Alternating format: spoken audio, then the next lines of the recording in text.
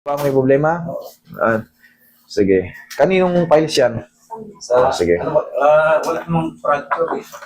Wala namang fracture. Wala. Kaya lang, ito malaki na service. Wala namang fracture. Pero bakit ka i-x-ray? Ano ba nangyari sa'yo? Nung natumba kasi yung motor, Natumba yung motor. tumama ito ganun. Okay. Sir, alam nyo nangyari, sir? Oo, wala kang fracture. Pero umangat siya, sir. Umangat. Siyempre, pagkabagsak mo ng motor, Iniwas ko yung ulo ko, yung balikat Yan. yung ulo ko. hindi siya bumaba. Umangat naman, paharap. Umangat paharap. Ayan, oh. Siyempre, yung bigat ng motor, yung impact nung, umaandar ba yung motor nung matumba? Kasi bumangga ako sa ano eh. Ayun nga, umaandar. Sa Magsi eh. Magkaiba kasi, naka-stand ka. Na-outbalance yung bango, parang nadulas, natumba. Pero kung umaandar ka, bumangga ka sa poste, ibig sabihin, simple lang ang tawag doon. Yun na yung for sure nun. Pagkatama ko doon sa humiga yung motor, kasama ko. Ayun, ayun yun. Pagkahiga ng motor, umangat ka eh. Basta dito. Dito sa x-ray na to. Tingnan mo to ha. Tingnan mo maigi yung buto mo ha. Tingnan mo yung x-ray namin, oh. Nasaan yung ganyan mo, yung orca ng paganyan? Oh, tingnan mo kung nasaan. Oh. Oh. Sobra-sobra ito, oh. Oh, sobra ng konti yan, pero sa'yo sobra-sobra naman nakapasok eh. Oh. Wala yung ano mo, tingnan mo yung guhit mo. Ayan, tingnan mo yung guhit nito. O, tingnan mo yung guhit nito. Dapat yan, ito, nakababa pa ng konti. Yun ang nagiging problema mo. Kaya habang tumatagal kasi 8 months, nagagamit pa naman siya. Galaw pa naman siya. Kaso, Kailangan, dahil ganun malamig. Nag-aircon ako doon sa garahe. Parang, yan, nabago yun eh. Tutulak ko yung palikod. Bunga ng pagkabagsak. Umabante. Wala na walang mga x-ray ko yan sa... Nasaan yung papel? Nasaan yung papel? Kung may mga tinatawag na mga spar, mahalaga rin yun. Kunyari, may nakalagay na calcific formation is seen. Ayan, meron kasing mga puntos yun. Nahilap kami kahapon, di mo kita. Wala na pala eh. Kasi yung mga highlight and white na mga malilit na yan, may puntos yan.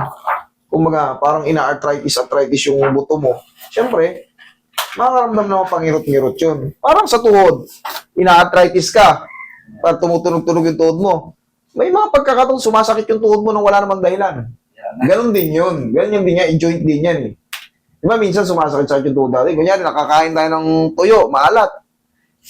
Ba, kung matutulog ka na parang nangangalay-ngalay yung tuhod mo, parang may kumikirot-kirot na hindi mo mawari. Pero nawawala rin. Yun ang yun ang ibig sabihin. May mga purpose yung sa papel. Kasi, based on sa yun nga, may problema na rin sa position eh. Ang bone structure, may problema. Parang parang naka-forward ng ganun eh. Base sa, sa actual na na x-ray.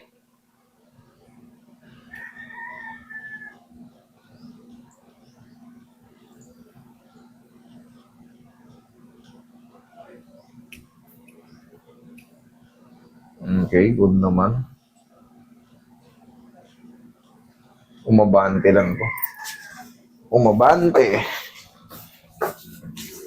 Kaliwete ka kanan. Kanan, okay, very good. Kasi, yung kaliwa mo, huwag mo munang ipambuhat kasi baguhin natin yung posisyon yan. 8 buwan na yan, di ba? 8 buwan na, pero dapat nga yan, kung talagang natumba ka lang, kung wala talagang damage yan, 3 linggo, 2 linggo, wala na yan eh. Yung lamog-lamog lang sa mga muscle, wala na yun, yung mga pasa-pasa natin. 3 linggo, wala na yun. Pero pag 8 buwan na at iba pa rin ang pakiramdam mo, may nabago sa posisyon yan.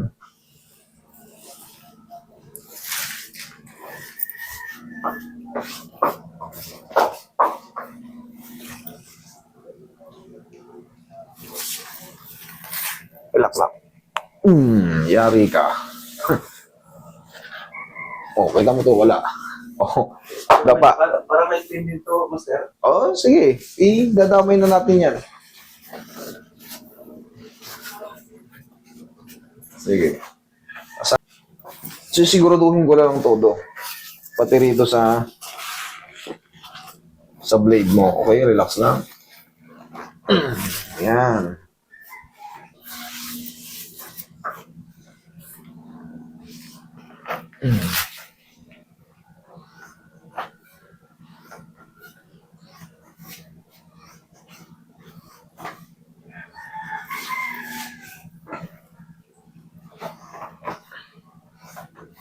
Okay, massage mo na rin yung balakang ni Bossing.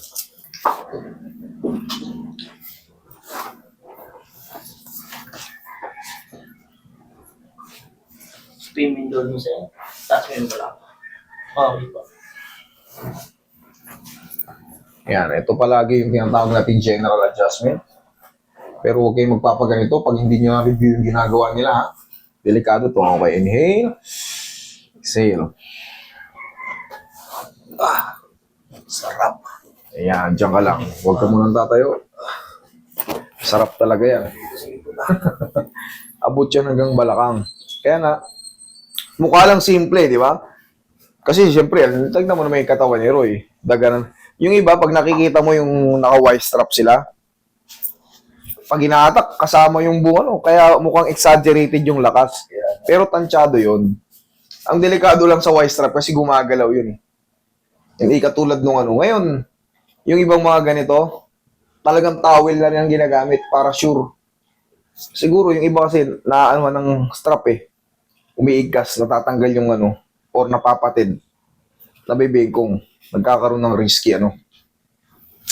Okay? Yan ka lang.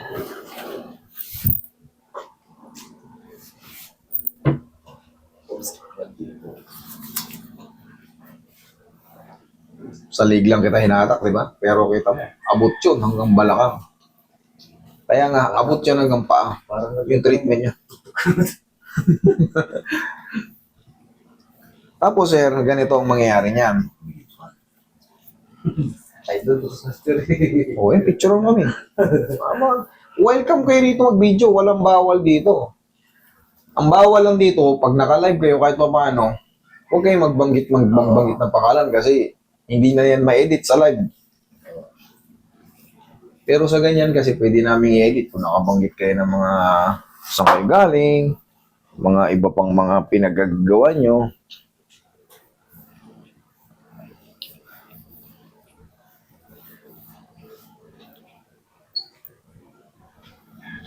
Sir, ito sir, may matitira pa rito konti lang. Tapos mga ilang araw, dire-diretso na yun.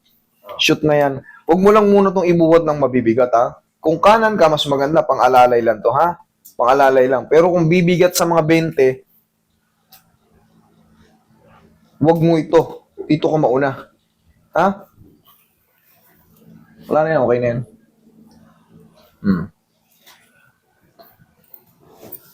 Double. Oh, wala na. Shoot na. Okay? Check.